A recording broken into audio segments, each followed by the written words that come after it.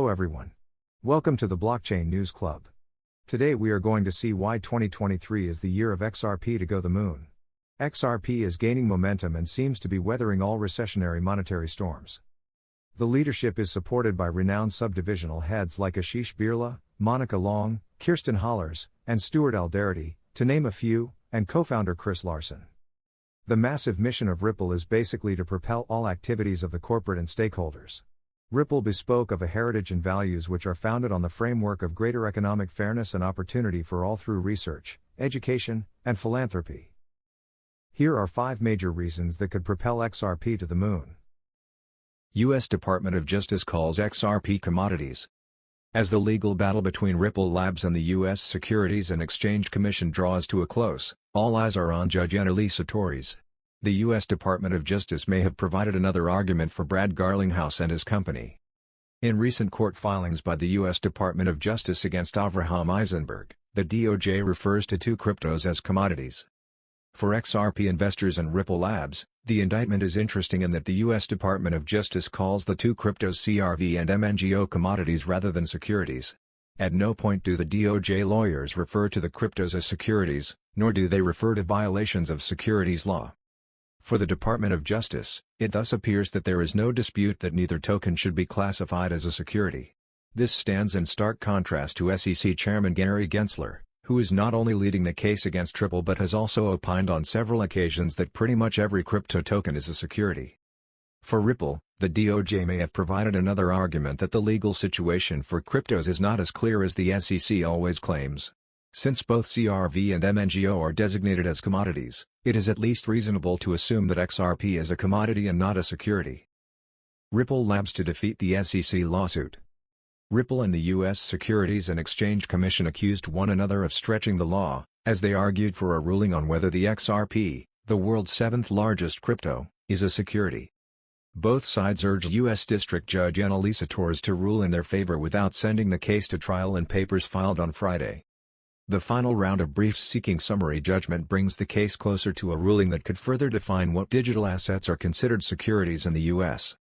The judge could grant either side a win without a trial, or decide to narrow the issues that go before a jury. Ripple's founders created XRP in 2012. The SEC sued the San Francisco-based company and its current and former chief executives in December 2020, alleging they have been conducting a $1.3 billion unregistered securities offering since the token's creation. Ripple argued in its brief that the SEC was seeking a ruling that XRP was an investment contract, but without any contract, without any investor rights, and without any issuer obligations. Ripple and its executive statements were the type that would lead reasonable investors to expect profits from the company's efforts to develop uses for XRP, the agency argued. Torres has accepted briefs from companies that say they rely on XRP technology and cryptos industry groups, as well as a group of XRP holders who said the SEC has not shown purchasers were influenced by or aware of Ripple's statements. Ripple expands into Africa.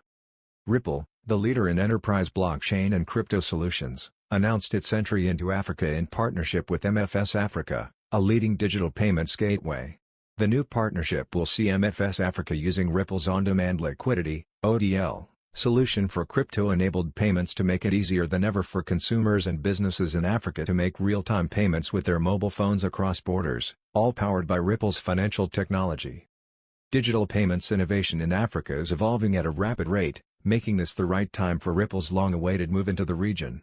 Africa boasts a rapidly growing population, set to hit 1.7 billion by 2030, and the continent's uptake of digital payments is among the fastest globally.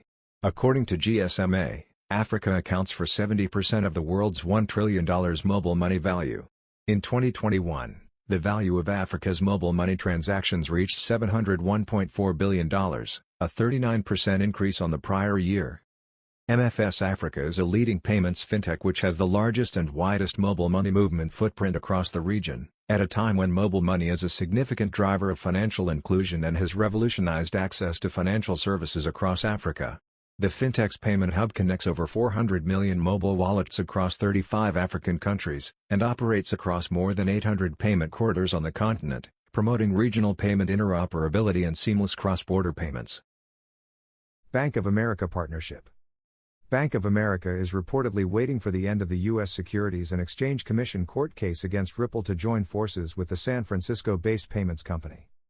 At Ripple Swell 2022 in London, Ripple Labs CEO Brad Garlinghouse reportedly told Linkto Director of Member Sales Nick Burafato that Bank of America is waiting for the court case to settle before using Ripple's on-demand liquidity products.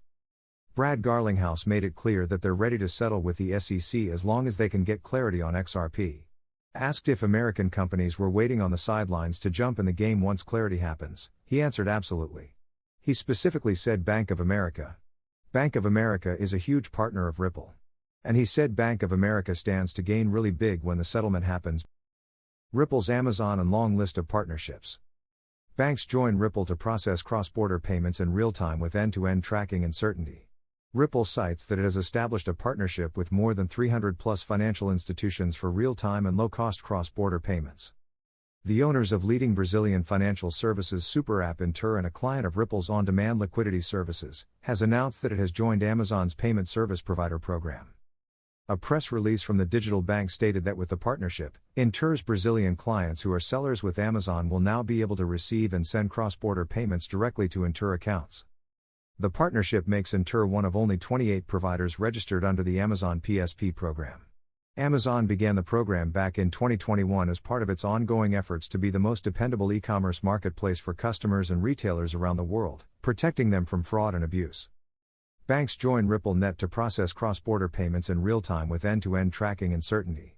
Ripple cites that it has established a partnership with more than 300+ financial institutions for real-time, low-cost cross-border payments. Ripple is the market leader in blockchain and crypto enterprise solutions and continues to see unprecedented growth globally. RippleNet leverages blockchain and crypto technology to help customers around the world to accelerate their business performance and scale. It delivers a superior end-to-end customer experience, simplified network partnering, liquidity management solutions, lines of credit, and state-of-the-art infrastructure to enable real-time payments. There is no reason why XRP cannot explode and go to the moon in 2023. Thank you for watching. Please subscribe for regular updates in the blockchain community.